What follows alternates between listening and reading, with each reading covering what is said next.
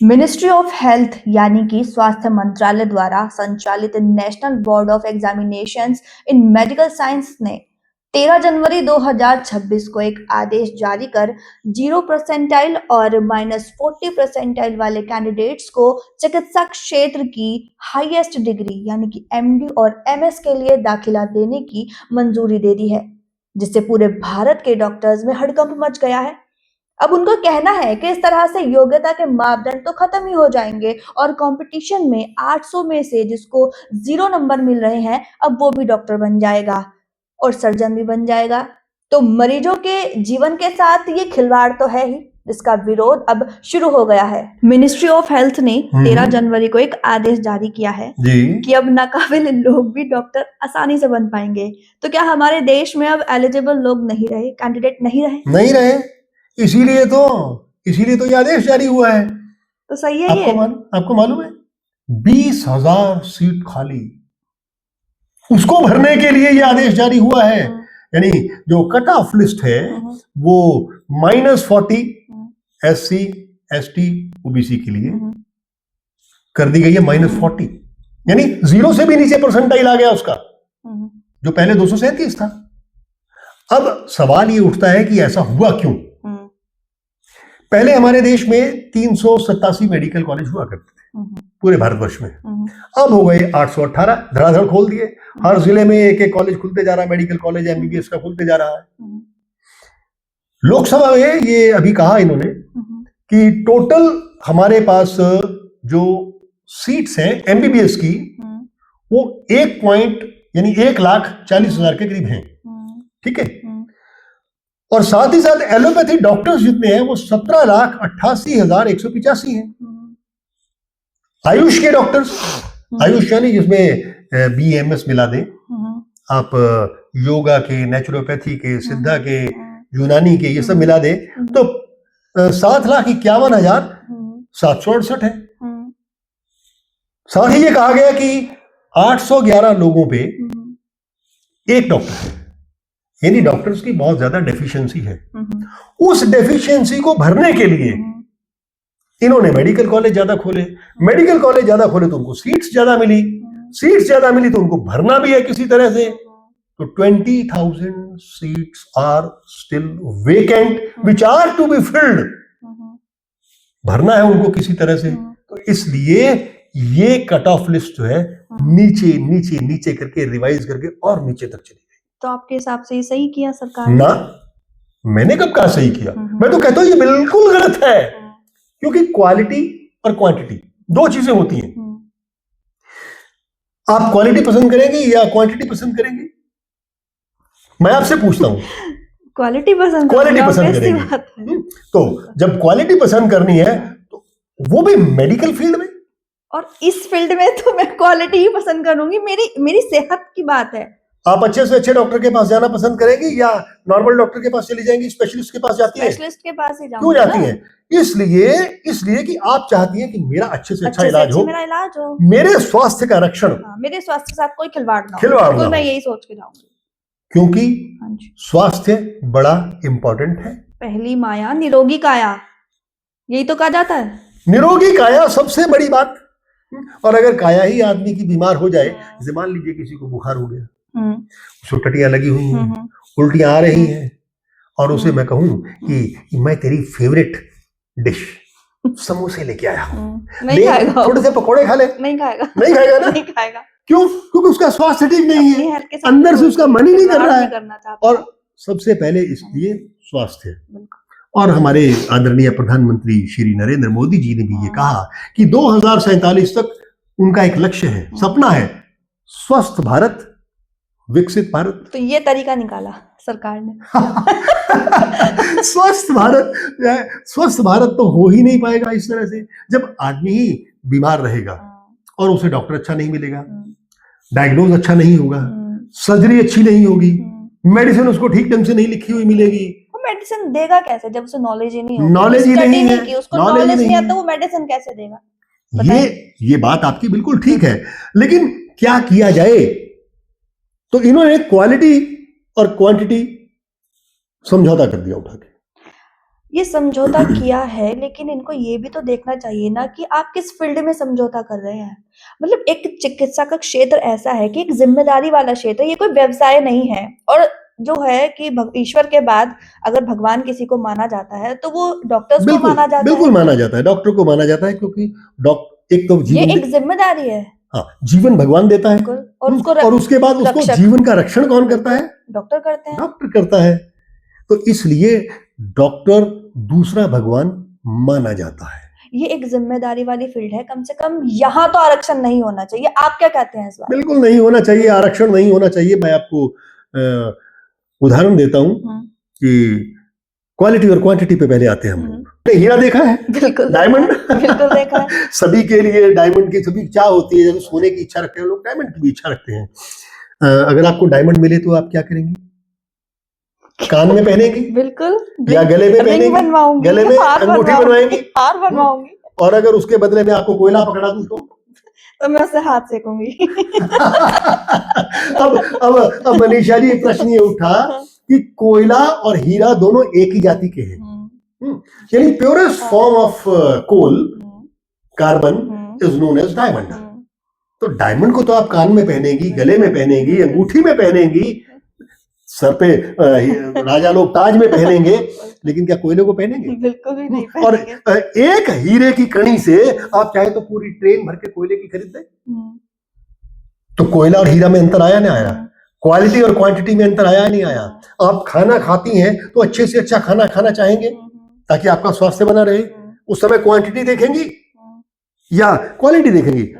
हर आदमी क्वालिटी देखता है। और यहां पर इस क्षेत्र में, यानी स्वास्थ्य रक्षण के क्षेत्र में, अगर डॉक्टर के पास क्वालिटी नहीं है, सब स्टैंडर्ड की कोई दवाई नहीं लेता, सब स्टैंडर्ड का कोई खाना नहीं खाता, और सब स्टैंडर्ड का कोई डॉक्टर के पास कैसे जाएगा? जिन्होंने ये फरमान जारी किया है, क्या वो लोग खुद अपना ट्रीटमेंट करा लेंगे? वो भी नहीं सोचने वाली कराएंगे। नहीं, वो नहीं कराएंगे। वो तो जाएंगे विदेश में, अच्छे अच्छे काबिल डॉक्टर से, काबिल स्पेशलिस्ट से वो अपना ट्रीटमेंट लेंगे। जी जी तो जी। हमें मरने के लिए छोड़ दिया कि तुम क्या लगता है? नहीं करवाएंगे। बिल्कुल नहीं देखिए, कराएंगे जो एलिजिबिलिटी टेस्ट था जी, वो 800 अंकों का था। अब आउट ऑफ 800 जो हाईएस्ट कैंडिडेट है उसने 707 यानी 707 अंक लिए 800 में से, वो टॉपर है। अब जिसके पास 0 नंबर है और जिसके पास -40 नंबर है, यानी नेगेटिव मार्किंग होती है ना इसमें, जो गलत उत्तर दिया तो उसकी नेगेटिव मार्किंग हो जाती है। एक फरमान, और इसमें एक क्लॉज और भी है कि अगर कोई ऐसी सामग्री, जैसे कहता है चीटिंग वाला, चीटिंग और कुछ ऐसा पकड़ा गया, अनफेयर मींस बोलते हैं उसको। हाँ जी। मैं ये पूछना चाहूंगी, कोई ऐसा क्यों करेगा? अगर किसी को प्लेट में खाना सदा सदा मिल रहा है तो वो क्यों दूसरे की प्लेट में चुराएगा? बिल्कुल सही सी बात है। एक मजाक के तौर पे बेवकूफ बनाने वाली बात इन्होंने लिखी है। इन्होंने क्लॉज लिखा है कि अनफेयर मींस करता जाएगा तो वो पनिशेबल हो जाएगा। वो अनफेयर करेगा ही क्यों? वो तो खाली शीट पकड़ा देगा, उसको तो मिल ही रहा है। खाली शीट मेरी पकड़ लो, मैंने आंसर कुछ नहीं लिखा है इसमें, तो उसको 0 नंबर मिल गया, 0 परसेंटाइल पे, वो फिर भी सिलेक्शन हो गया उसका। तो उसे क्या जरूरत है अनफेयर मींस करने की? ये बात भी आपकी सही है, मजाकिया बात है ये। पढ़ के भी मुझे हैरानी होती है। और 707 वाला और -40 वाला और 0 वाला, जिसने 707 अंक पाने के लिए बहुत सारी मेहनत की है, रात दिन पढ़ाई की है, वो भी एक ही क्लास में बैठे, एक ही क्लास में बैठेंगे। जब एक ही कक्षा में बैठेंगे, एक अच्छा डॉक्टर, -40 वाला भी उसी के साथ उसी के साथ इकट्ठे ही तो पढ़ेंगे। फिर जब उनका एडमिशन हो गया तो इकट्ठे ही पढ़ेंगे ना। तो मनोबल डाउन नहीं होगा? जिसने मनोबल इतनी तो देखिए स्टडी की है, बिल्कुल होगा, मनोबल डाउन होगा। मेहनत की है, और वो ऐसे बंदे के साथ बैठ के पढ़ेगा तो क्या उसकी मानसिकता पे क्या प्रभाव? वो भी यही सोचेगा कि मैंने इतनी मेहनत करके क्या कर लिया, डिग्री तो इसे भी मिल गई और डिग्री मुझे भी वही मिलनी है, सेम कागज का टुकड़ा मिलना है, कागज का टुकड़ा मिलना है मुझे भी। अच्छा, मुझे एक बात बताए, आपकी आइज ठीक है? हाँ, मेरी आइज नंबर लगा हुआ है। और चलो भगवान ना करे इन फ्यूचर कि आपकी आइज में कुछ प्रॉब्लम हो जाए और आपको ऑपरेशन कराना हो आइज का, तो आप ऐसे डॉक्टर से सर्जन से इलाज कराएंगे? बिल्कुल नहीं करवाऊंगा। मैं तो बल्कि जाके सबसे पहले पूछूंगा। क्या पूछेंगे आप? मैं पूछूंगा कि ये डॉक्टर साहब, आपने ये 0 वाले -40 वाले पूछना पड़ेगा ना, क्योंकि मेरी आंखों का मामला है भाई, मेरी सेहत का मामला है, मेरे स्वास्थ्य का मामला है। मैं आपको एक उदाहरण देता हूँ, आपको एक सत्य घटना सुनाता हूँ। एक मेरे एक मित्र थे, जी। काफी हाई पोस्ट पे थे, सरकारी नौकरी पे थे। हम्म, वो एक दिन मेरे पास आए और कहने लगे कि हमारी माता जी का ऑपरेशन होना है, तो डॉक्टर गुप्ता से आप अपॉइंटमेंट लेकर दे दें और साथ में जरा कह देंगे आप तो जरा अच्छा हो जाएगा, क्योंकि वो आपके भाई बने हुए हैं, बहुत अच्छे से हमारा ट्रीटमेंट हो जाएगा, अच्छे से चेकअप कर लेंगे। मैंने कहा लेकिन आप तो सरकारी अधिकारी हैं, आप तो सरकारी हॉस्पिटल में जा सकते हैं, वहाँ तो बड़े बड़े डॉक्टर्स हैं, वहाँ वो आपका ऑपरेशन, माता जी का ऑपरेशन कर देंगे। कहने लगे जो वहाँ का डॉक्टर है वो आरक्षण वाला है, मैंने नहीं करवाना। बोला अपनी माँ में एक ही माँ, बोला जिंदगी में एक ही बार माँ मिलती है। बिल्कुल ठीक किया उन्होंने, तो और ये सही भी है। आने वाले समय में क्या यही होगा, लोग पूछेंगे, जाति पूछकर ही ट्रीटमेंट, जाति पूछेंगे तो जातिवाद को बढ़ावा मिलेगा नहीं मिलेगा, एक अराजकता फैल जाएगी, फिर कहेंगे कि जातिवाद को बढ़ावा दिया गया है। अब ये बताइए, इस चीज का, एक चीज का प्रभाव दूसरी पर पड़ता है, दूसरी का तीसरी पर, एवरीथिंग इज इंटरलिंक्ड। लेकिन एक चीज भी है ना कि कोई इंसान अपने शरीर के साथ खिलवाड़ क्यों करवाएगा, वो तो पूछेगा, वो भी अपनी जगह गलत नहीं होगा ना। बात आपकी सही है, बिल्कुल बात आपकी सही है। हाँ। अब जो इन्होंने कॉलेज खोले हैं उनके अंदर इनके पास पूरी फैसिलिटीज नहीं है, कट ऑफ लिस्ट नीचे चली गई है, सीटें हैं, दाखिले के लिए कैंडिडेट्स नहीं है। इसका आईएम में यानी इंडियन मेडिकल एसोसिएशन ने भी विरोध किया है। एक फेडरेशन बनी हुई है रेजिडेंट डॉक्टर्स की, उन्होंने भी ऑल इंडिया लेवल पे इसका विरोध किया है कि नहीं, ये चीजें नहीं होनी चाहिए, आप इसे हटाएं, इस ऑर्डर को वापस ले लें। अब ऑर्डर को वापस लेना या ना लेना ये सरकार पर निर्भर करता है। सरकार क्या करना चाहती है, क्या नहीं करना चाहती है, ये सरकार जाने। पीछे कोई राजनीति है या नहीं है, ये भी सरकार जाने। इसका एक कारण ये भी तो हो सकता है कि चुनाव की वजह से ये सब हो रहा हो, एक विशेष वर्ग को खुश हो सकता है, चुनाव हो सकता है, वजह हो सकती है, लेकिन क्योंकि हम राजनीतिज्ञ नहीं है तो इसलिए हम इस बारे में नहीं कह सकते। मैं तो एक आम नागरिक होने के नाते ये बातें आपसे कह रहा हूँ, और मेरी नॉलेज में ये बात आई है कि प्राइवेट सीट्स जो हैं यूनिवर्सिटीज की, डीम्ड यूनिवर्सिटीज की और जो प्राइवेट यूनिवर्सिटीज की, वो करोड़ों में बिकती है। तो आप देखिए कि 20,000 सीट अगर खाली गई है और 20,000 सीट भरी जाएगी तो करोड़ों रुपए का बिजनेस है और मानवता के साथ खिलवाड़ है, सरासर खिलवाड़ है, और ये एक बिजनेस बना लिया, इसको तो साइड में ही रख देना चाहिए था। बल्कि हम तो ये कहेंगे कि इससे अच्छे तो आयुर्वेद वाले। मैं यही सोच रही थी, मैं तो चाहती हूँ, मेरा सरकार से अनुरोध है कि देखिए एमडी किए हुए इतने डॉक्टर्स हैं आयुर्वेद में और काफी काबिल डॉक्टर हैं, और एलोपैथिक में जिस बीमारी का इलाज संभव नहीं है और आयुर्वेद में तो है, मैंने खुद देखा है, तो क्या ये लोगों को नहीं आगे बढ़ावा देना चाहिए बजाय ये सब करने के? वो लोग कितने मनीषा जी, मरीज जब आता है किसी डॉक्टर के पास तो पहली बात तो वो डॉक्टर की डिग्री देखता है, उसकी जाति नहीं पूछता, अभी तक तो नहीं, अभी तक तो नहीं था। आप स्कूल में पढ़ने जाते हैं तो टीचर से ये नहीं पूछते तो नकल मार के पास हुआ था या कैसे पास हुआ था, नहीं पूछते। इसी तरह से जब कोई डॉक्टर के पास जाता है उसे पैथी से कोई मतलब नहीं, ना एलोपैथी से मतलब है, ना यूनानी से मतलब है, ना होम्योपैथी से मतलब है, ना आयुर्वेदिक से मतलब है, उसे ठीक होने से मतलब होता है, मुझे ठीक होना है। अच्छा, अब एलोपैथी वाले और आयुर्वेद वाले, बीएमएस वाले और एमबीबीएस वाले 3 साल तक एक ही पढ़ाई पढ़ते हैं। हाँ, उनकी स्टडी 3 साल तक सेम कोर्स रहता है। पहले पढ़ते हैं एनाटॉमी ऑफ द बॉडी, दूसरा पढ़ते हैं फिजियोलॉजी ऑफ द बॉडी, शरीर क्रिया विज्ञान पढ़ा जाता है, दोनों सेम है। आपके शरीर में 206 हड्डियां तो मेरे में भी, एलोपैथी वाला भी पढ़ेगा तो आयुर्वेद वाला भी पढ़ेगा। हार्ट है, लंग्स है, किडनीज है, दोनों के सब बराबर है, दोनों बराबर पढ़ाई वही तो करेंगे। उस पढ़ाई करने के बाद आगे जाके थोड़ा सा फर्क पड़ता है कि बीमारियों के नाम बदल जाते हैं। ये लोग जैसे वो कहते हैं फीवर, और हिंदी में कह देते हैं, आयुर्वेद वाले कहते हैं ज्वर, वो कहते हैं पेट में कितने कीड़े हैं तो ये कहते हैं कि कृमि रोग है, यानी नाम बदल जाते हैं। बीमारियां वही, मनुष्य को बीमारियां तो वही रहेंगी, सिर्फ नाम बदल जाते हैं। उसके बाद आता है पार्ट ऑफ ट्रीटमेंट।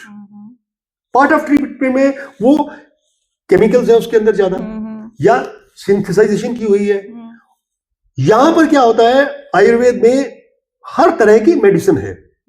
कैसे, मैं आपको बताता हूं। Most of the drugs in allopathy, used in allopathy, are derived from the plants origin. तो प्लांट्स ओरिजिन में जैसे बेलाडोना है, एट्रोपा बेलाडोना, एट्रोपिन भी उससे बनती है, बेलाडोना भी बनता है। अजवाइन है तो हायोसिमस उसका नाम है, तो हायोसिमिन के इंजेक्शन बनते हैं, पेट दर्द वगैरह के लिए बनते हैं। मॉर्फिन अफीम से बनता है। और ये एक डेरिफिलिन नाम की टैबलेट होती है, या उसमें इटोफिलिन वगैरह पड़ता है, तो वो वासा अडूसा से निकलता है। इस तरह से काफी सारी औषधियां हैं जो प्लांट्स से बनती हैं। और आयुर्वेद में तो प्लांट्स के बारे में विस्तृत वर्णन है ही है, खनिजों के बारे में भी है, एनिमल प्रोडक्ट्स के बारे में भी है, सी प्रोडक्ट्स के बारे में भी है, रत्नों के बारे में है, उपरत्नों के बारे में, उनके प्रयोग दिए, उपयोग दिए हुए हैं, उनको बनाने का तरीका दिया हुआ है, बहुत विस्तृत वर्णन है। और बताता हूं आपको, Maharshi Sushruta is known as the father of surgery. इसलिए महर्षि सुश्रुत की मूर्ति यानी उनके स्टेचूज कई फॉरेन की मेडिकल यूनिवर्सिटीज में लगे हुए हैं, और वहां वो प्रार्थना करके अंदर जाते हैं, उनकी पूजा करते हैं। Charak, Maharshi Charak is known as the father of medicine.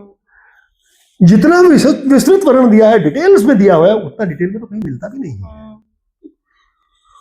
कहने का मतलब यह है कि अगर इन्हें कैंडिडेट नहीं मिले तो इन्हें चाहिए था कि एमएस की सीटें, जो बीएमएस वालों को कहते हैं कि आप भर लो, हम आपको एमएस करवा देते हैं, ये एमएस कर लेते हैं, क्योंकि वो already bachelor of Ayurvedic medicine and surgery है, वो उन्होंने पढ़ा हुआ है, तो वो आगे कर लेते, उसी फील्ड से और उनसे लेते। और बिल्कुल कंपिटेंट एग्जाम होना चाहिए, एग्जाम में कट ऑफ होना चाहिए कि हाँ भी इतने कट ऑफ पे आएगा तो ही आपको एडमिशन मिलेगी। तो जितने बीएमएस वाले कर लेते, क्वालिफाई कर लेते, उनको एमएस की डिग्री दे देते, कोई अर्ज नहीं था। वरना क्या है, झोला छाप पे और ये वाले डॉक्टर में जो 0% पे जा रहा है, झोला छाप में और उसमें क्या अंतर रह जाएगा। लेकिन झोला छाप तो इनसे फार बेटर है, कुछ तो उन्हें नॉलेज है, लेकिन ये तो बिल्कुल ही कुछ पढ़ा नहीं, अब बस पता क्या, अच्छा आज मेरा एग्जाम है, हाँ आज मेरा नीट का एग्जाम है, अब मैं जा रहा हूँ एग्जाम देने, गए, कुछ करना नहीं, कोई चीटिंग नहीं, कुछ नहीं, ठीक है जी मैं आया, पेपर दे के आ गए। सरकार सरासर एक लाइसेंस दे रही है कि लोगों को मारो, कह सकते हैं ऐसा। वही बात आ गई ना कि ड्राइविंग लाइसेंस, बिल्कुल मैंने आपसे कहा भी था कि एक आदमी जो है 20 साल से ड्राइव कर रहा है, गाड़ी ड्राइव कर रहा है, अचानक उसका एक्सीडेंट हो जाता है, तो सबसे पहले पुलिस क्या पूछेगी, ड्राइविंग लाइसेंस कहाँ है तुम्हारा। अगर वो ड्राइविंग लाइसेंस अपना दिखाता है, पक्का लाइसेंस दिखा देता है, तो ठीक है, बच जाएगा, कानून से बच जाएगा, कम सजा, यानी बहुत कम सजा मिलेगी उसको। जानबूझ के नहीं, इसने किया, एक्सीडेंट हो गया, जानबूझ के नहीं किया, ठोकने का लाइसेंस।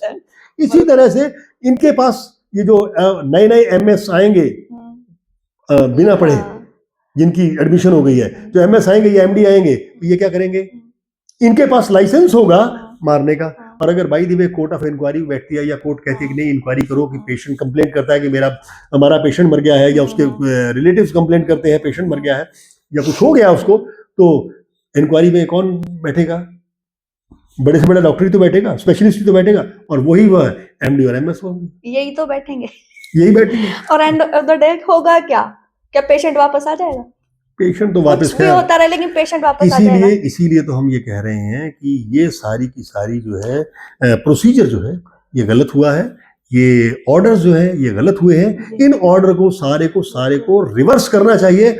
और अगर आपको कैंडिडेट सीट खाली जाने दे, कोई दिक्कत नहीं है, कोई बात नहीं, सीट खाली जाती है तो जाने दीजिए, आप एकदम से भरने की कोशिश मत कीजिए, क्योंकि डिग्री है वो मरीज को मारने का लाइसेंस नहीं होना चाहिए, मरीज को बचाने का लाइसेंस होना चाहिए, क्योंकि ये एक व्यवसाय नहीं है, ये एक जिम्मेदारी है। सरकार को सोचना चाहिए, इस तरह के फैसले लेना, मुझे समझ में नहीं आता सरकार इस तरह के हास्यप्रद फैसले ले कैसे लेती है। आपकी बातें सुनकर ना बहुत लोगों को बुरी भी लगेंगी, वो बोलेंगे कि क्या हम काबिल नहीं है, हम डॉक्टर बनने लायक नहीं है। नहीं, दे आर कैपेबल। मैं ये नहीं कहता कि हर आदमी की कैपेबिलिटीज अलग अलग होती है, हर आदमी के अंगूठे का निशान अलग अलग होता है, और इसीलिए पूरे दुनिया में सिग्नेचर्स के साथ साथ अंगूठे का निशान लगाया जाता है। हर आदमी यूनिक है, लेकिन उनकी कैपेबिलिटीज अलग क्षेत्र में हो सकती है, जैसे किसी की गायन के क्षेत्र में हो सकती है, किसी एक्टिंग के क्षेत्र में हो सकती है, बाकी क्षेत्रों में वो चले जाएं, लेकिन इस क्षेत्र में यानी कि जीवन के साथ खिलवाड़ करना, किसी के साथ जीवन रक्षक होने की बजाय जीवन भक्षक बनना ठीक नहीं है। और सरकार को भी चाहिए कि वो जीवन भक्षक ना बनाए, जीवन रक्षक लोगों को बनाए। और उसके लिए जब उन्होंने परीक्षा निश्चित की हुई है, टैलेंट हंट के लिए ना, टैलेंट हंट ही तो है, टैलेंट हंट के लिए जो परीक्षा निश्चित की हुई है, उस परीक्षा में उतने मार्क्स अगर किसी के आते हैं तो ही उसे, यानी क्वालिटी बेस्ड एजुकेशन होनी चाहिए। वरना विदेशों में क्या होगा, आने वाले समय में भद पिटेगी। लोग कहेंगे कि ये देखिए, ये इंडिया का एमएस है, इंडिया का एमडी करके आया हुआ है, और इसकी एडमिशन पता है कैसे हुई थी? 0% पे हुई थी, इसकी -40 पे हुई थी। कितना भद्दा लगेगा। ये हमारे देश की इज्जत का भी सवाल है, सम्मान का सवाल है। इसलिए हम तो ये प्रार्थना करेंगे, अनुरोध करेंगे मिनिस्ट्री ऑफ हेल्थ से भी कि भाई स्वस्थ भारत को, विकसित भारत बनाना है तो तरीके से बनाएं, अच्छे से बनाएं, कोई और विकल्प ढूंढे, इस विकल्प को ना ढूंढे। तो देखा आपने, संत समाज में भी आम नागरिकों की तरह अवेयरनेस है, और ये बात आप लोगों को कहाँ तक ठीक लगी कमेंट में जरूर बताइएगा। और आपसे एक स्पेशल अनुरोध भी करना चाहूंगी कि ये हम सभी के स्वास्थ्य का सवाल है, हम सबके भविष्य का सवाल है, तो प्लीज इस मुद्दे पर अपनी आवाज जरूर उठाइएगा। नमस्कार।